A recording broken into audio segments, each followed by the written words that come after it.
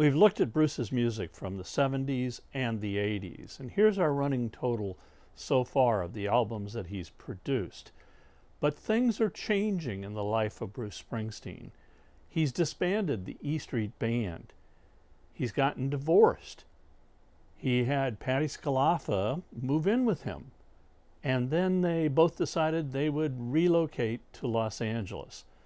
So lots of changes going on.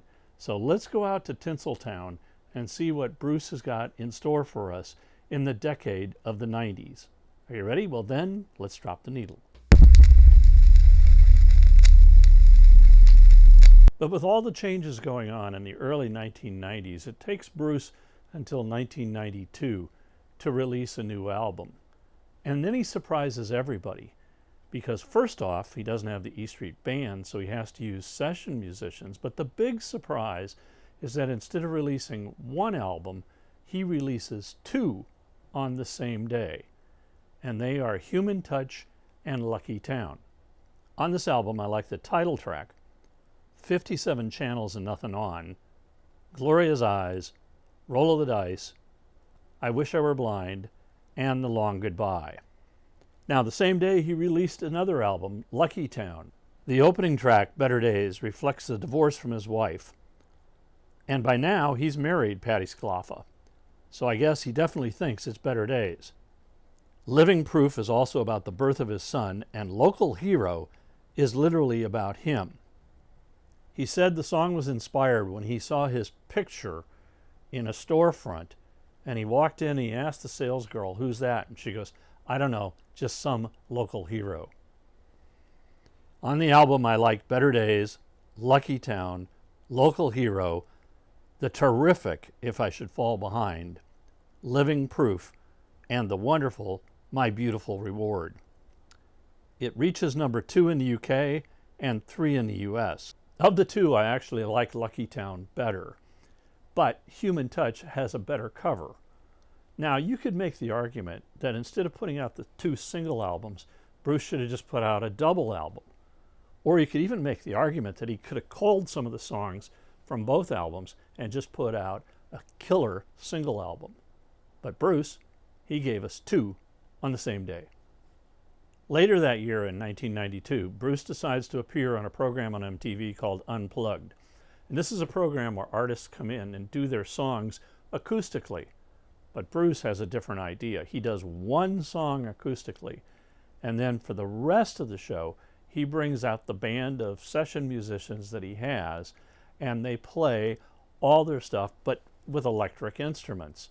And you can actually make the argument that this could have been a rehearsal for the tour that Bruce was going to go on.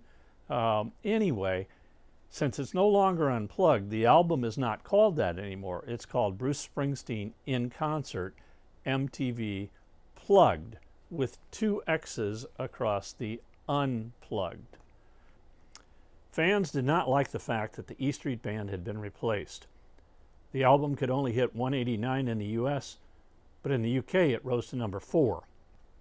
Then 2 years later, in 1994, Bruce wins an Academy Award for the song Streets of Philadelphia, which appeared in the film Philadelphia.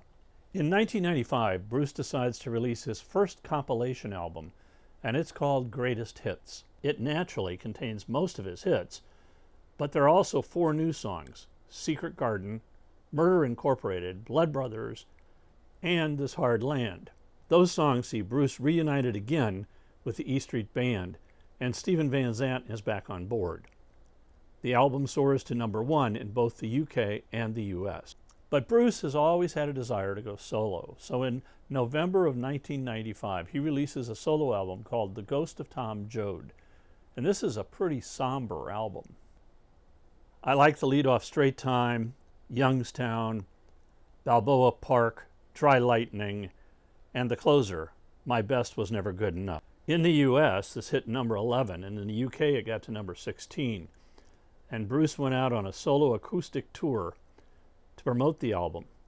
And then he decides to move his family from LA back to New Jersey.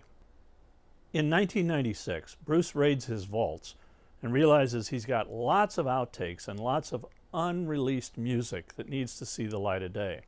So he puts out a 4-CD box set called Tracks, and this contains 66 songs. It's pretty massive of an undertaking, and Bruce refers to it as the road not taken.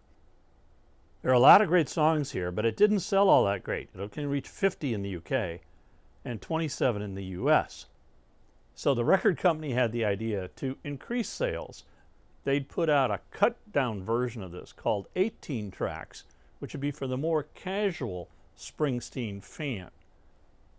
In the US, that didn't work. It could only reach number 64, but it got to 23 in the UK.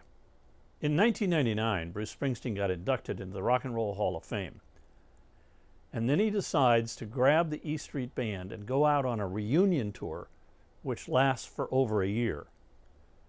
So in the 1990s, Bruce released Human Touch, Lucky Town, MTV Plugged, Greatest Hits, The Ghost of Tom Joad, Tracks, and 18 Tracks. 7 albums in all. Now, as usual, I've created a Spotify playlist where you can listen to some of the songs that I've talked about in this episode. And here's the link, and I'll also put it in the comments below.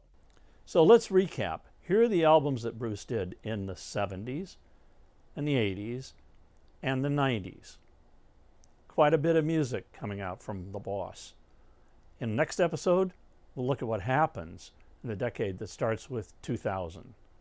Thanks for the music, Bruce. Thank you for watching. Keep it rockin'. If you liked this episode, hit the like button, and you can also leave me a comment down below, and I'll respond to you. If you subscribe, we'll let you know when future episodes come out.